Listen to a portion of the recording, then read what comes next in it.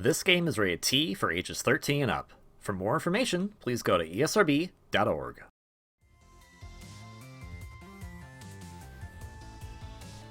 Hello everyone, Gunvolt here, but you can call me KV. Welcome back to Let's Play Luminous Avenger X. On the last episode, we began our raid, essentially, on the Subaragi secret bunker. We actually got all the bonus ships there. That was the most important accomplishment we did last time. Nothing else. Nope, there was no other thing that was very important or impactful or dramatic that happened. Nope, not whatsoever. Just kidding. We met with Kohaku's sister, finally, who actually was a certain character. You should go watch the episode to find out, but I'm sure a later episode's going to show that she was a certain character. But you'll figure it out, I'm sure. Today, we're going to be going straight to the next bunker, and you notice it doesn't have any of the bonus ships, which is interesting. We haven't been getting all the bonus ships, but we've been getting at least some of them as we've been going along, so it's kind of sad that we're done with them pretty much at this point. But before we can actually go on to a mission, we're going to do our usual process of going to talk, then mission details, and then engage. Oh, this is the same conversation, because we're going to raid the place. We're already in the middle of raiding it, but we're going to raid it even more. And we'll come back with smiles. I know you'll at least have a smile, because your sister is safe. I hope you're happy, Kohaku. I'm sure she is. She seems like not the type to get too down about things, you know? Except when she was sick, that sucked. But we cured her, she's all better now, so it's only up from here at this point, I think. We're gonna make a better future for these kids. Mission details for the Secret Bunker 2. Oh hey! Well, you know what I mentioned. This is Kohaku's sister. I don't know what her name is. We could just call her Blade, because that is the name that she has as a boss character. But as far as name, that is not a nickname that was given by a creepy corporation that stuck needles into her to make her have some kind of superpowers that she probably didn't want. Though, on her now, this actually brings up an interesting point. If she started out as a Minos, and basically did not have susceptible powers, but they just essentially experimented on her to get one to work with her, what's the deal with Desmeral's plan of, let's eradicate humanity that doesn't have susceptible powers? Why not just gather them all up and put them...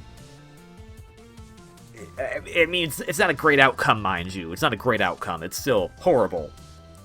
But it doesn't involve death. And if you want to get all the soldiers you can, why wouldn't you just do the thing? I mean, we luckily broke the curse that was on Blade, the curse of the butterfly effect.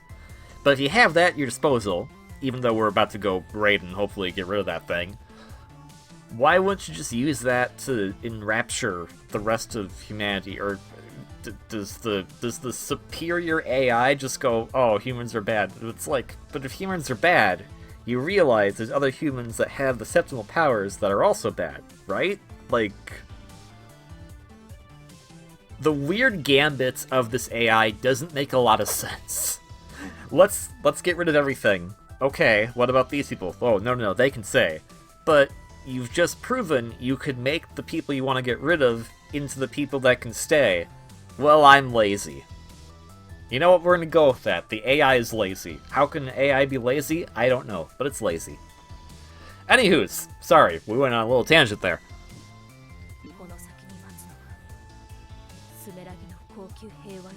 Okay, sorry, we gotta go on the peace not the peace, we gotta go on the tangent again.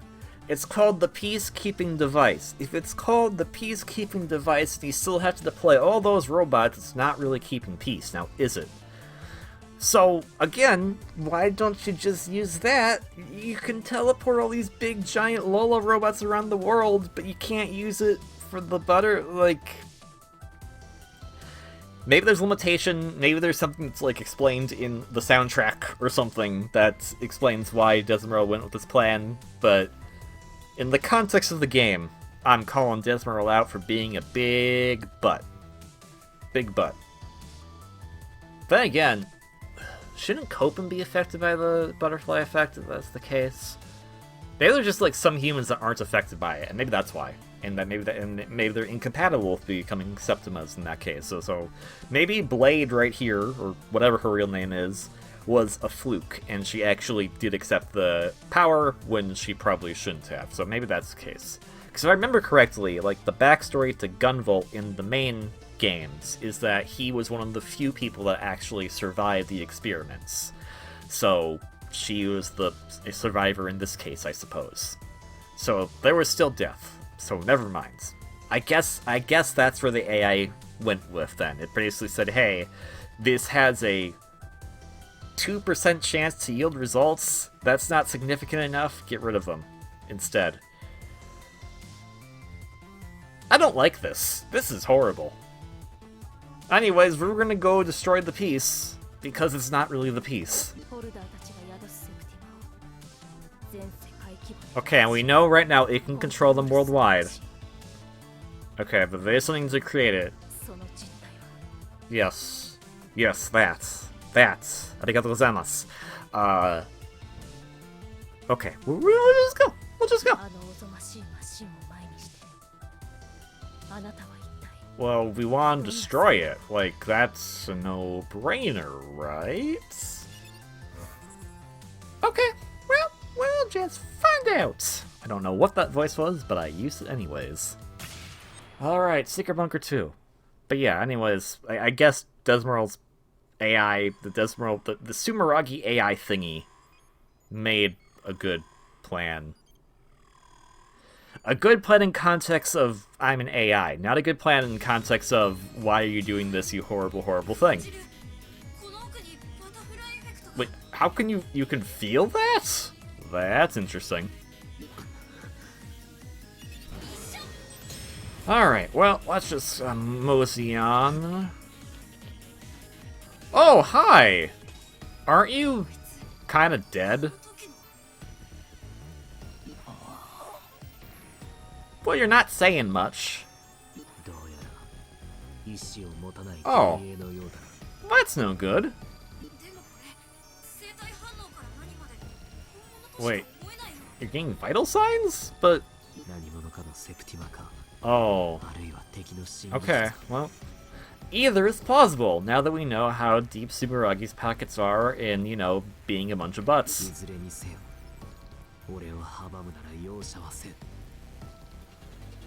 Alright, well, you heard the man. It's time for the boss rematches. So, he is weak to Photon Detonator. If I actually land it. I don't know how that worked, but it did. Okay. We obviously didn't get to use his weakness when we first fought him, because he was the first boss we fought. And he's honestly not that bad of a boss when you know what his weakness is and you know his patterns pretty decently. Which I do now. The cool thing about the Photon Detonator is that it will interrupt anything he's doing. The not cool thing about it is it will interrupt anything he's doing, which includes being attacked by you by your shots. But hey, we already got him down a lot of health, so I think we're doing just fine. Let's see, can we dodge this again? I got very lucky that first time I dodged it. I rarely dodge this thing. Yeah, I did it again. I'm happy. I don't like that. Basically, if you get caught by that, all your bullets go away, and you'll take significant damage dependent on what your level is. So there you have it. I know in the very first episode I was like, level doesn't matter that much. Well, giving you more health kind of matters. So that does help you survive against tougher opponents. And also, I just want to check. Is there... just says credits, total time, and mission time. Okay, well... I don't know what mission time even means, to be honest. So I guess really leveling up just... I was wondering if like leveling up like... makes you stronger? I don't think it does. But hey, you never know for sure. Anyways, here's Stella. You know, Miss Dual Disc herself. She's going to Battle City. Stella's an interesting character, but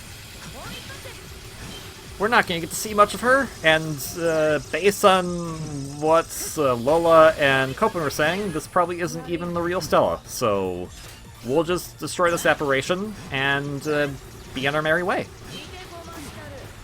Nope, I don't want to get caught by that, thank you. I say as I almost run into it. Hers and one other character's special... What am I calling these again? Special desperation attacks, there we go. Are very hard to not get hurt by. Hers, like, isn't the worst thing in the world, but it's when she goes to those double saws at the top, like she's going to right now, where it's like, okay, what do I do? And I mean, we can ram into her a little bit. She doesn't take as much damage, unfortunately, while she's doing that, so not as worth it. But still, oh, and she can do this, right? And then she's gonna do that, but luckily if we can get... Oh, okay, go away. Go away.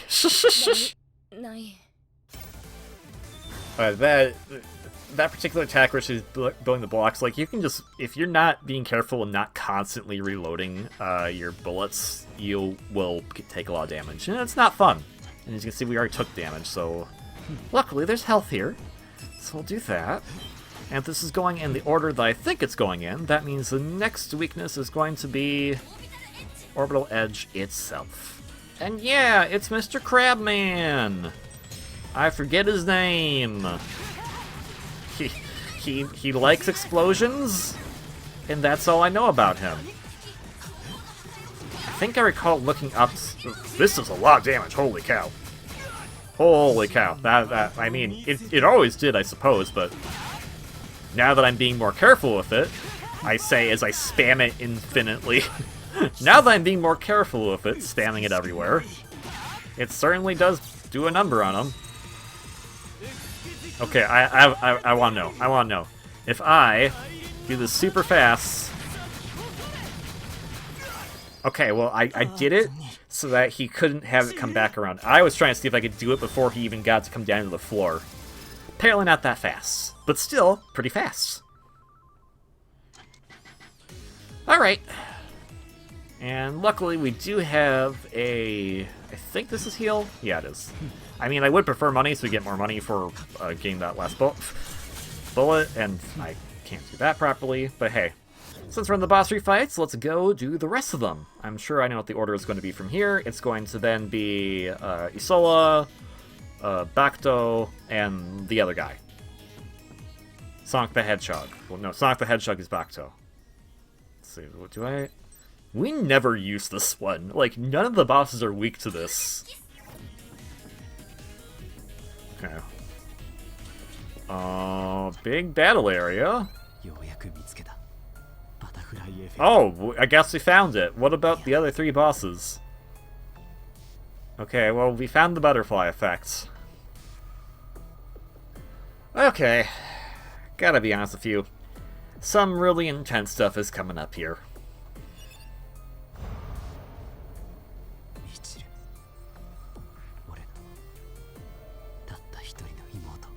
Whew.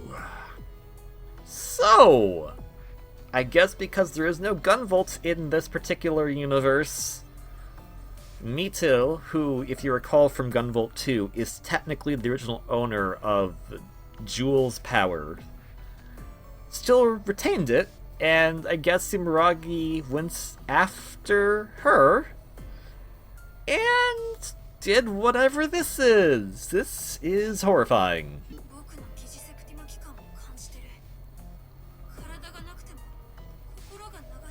That's horrifying. Like, you lose... You're just a giant brain. And did they enlarge her brain? Like, did that happen naturally? What the hell's going on here? And from Lola's line right there, like... imagine that. Imagine you can't see, you can't feel, you can't hear to the best of your ability. You can potentially see based on other people's sights. And somehow, while completely stationary, you can feel nothing but pain. That's horrifying. Yeah, so the whole reason why Lola is able to do her idle mode in the first place is because it comes from Mito. Copen essentially, probably before she was kidnapped, was reverse engineered her power to be used by himself. And when you think about it, Copen's only 14, so that means they essentially abduct, and we don't know how many years have passed between, like, when this happened and the beginning of this game. So, whew, she could have been just, like, kidnapped when she was, like, 6. Like, that's super messed up.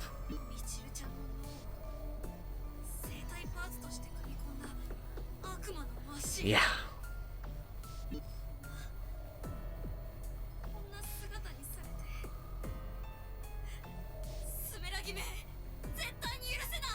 I feel you on it, Lola. So we're here to destroy the butterfly effect, which in essence means that is super messed up. Now, Mito, she can summon lumens to come out.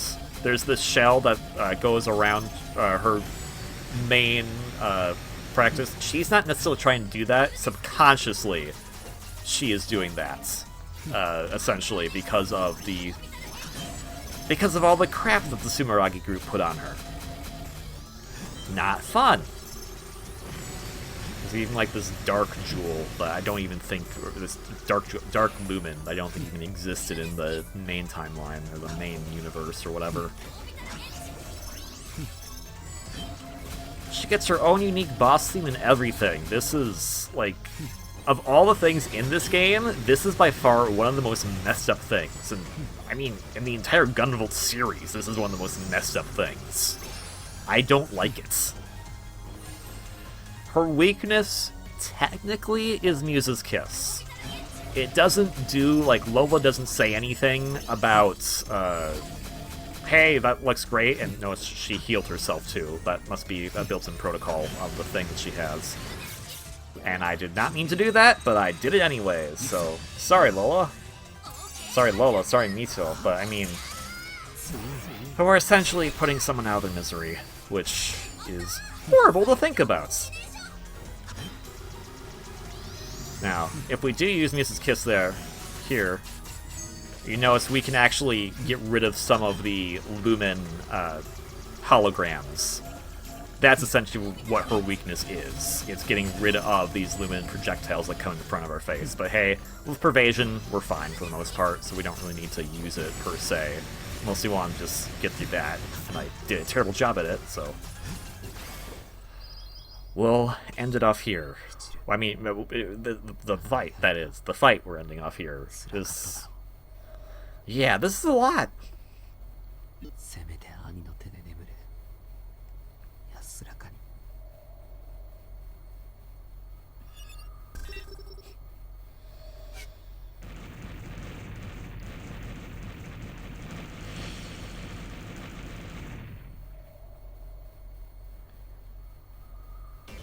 Well, we've defeated the butterfly effect. We've saved Mito by breaking her chains, essentially.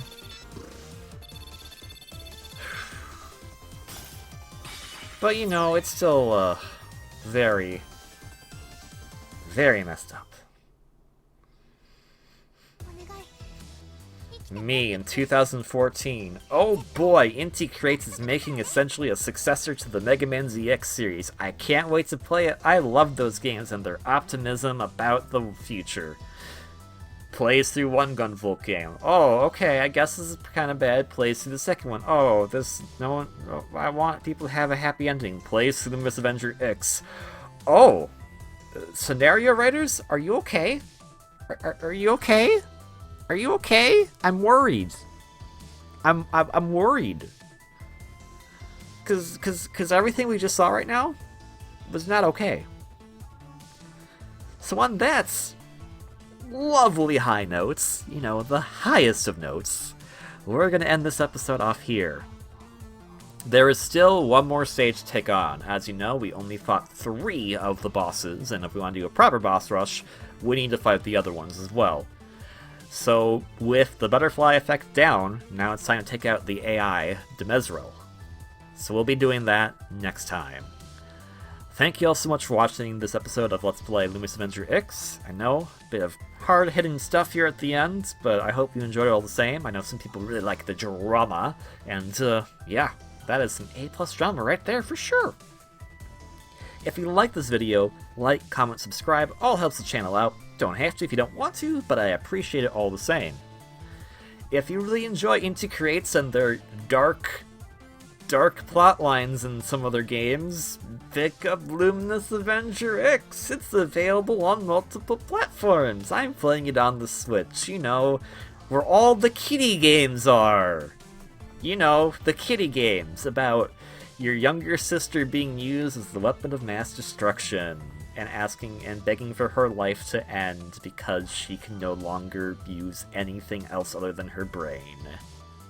You know, kiddie stuff. Give Inti Creates your supports.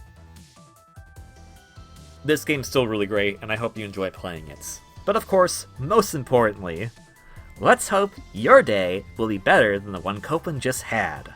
I hope it is a wonderfully great one.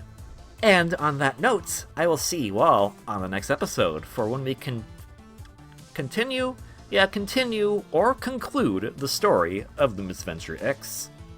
Until then, ciao.